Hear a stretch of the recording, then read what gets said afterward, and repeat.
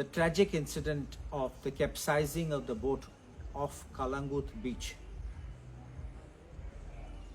is not something which was unexpected. We already had a recent tragedy at the gateway of India where a boat with so many passengers going to Elephanta Caves capsized.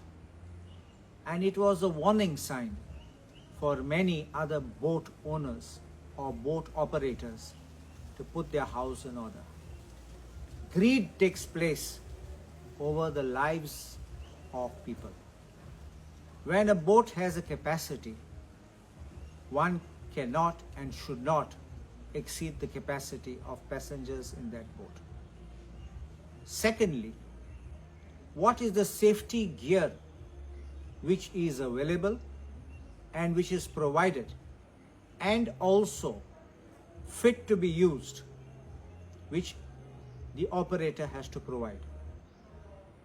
I want to ask the captain of ports who authorizes the operation of these boats and the concerned departments, including the tourism department, what kind of measures are you taking to ensure that these pleasure boats or boat rides, thrill rides, whatever they are providing, firstly, are not exceeding the rule relating to the number of passengers.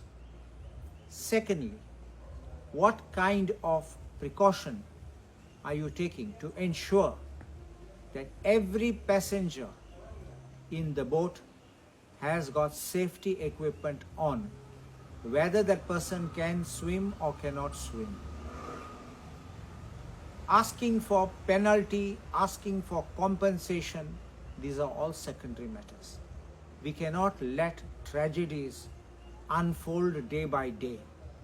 And time has come to pull up the authorities for their laxity and not pass off the blame on the operator. But they equally are responsible, not just for giving clearances, collecting fees, and allowing the operations.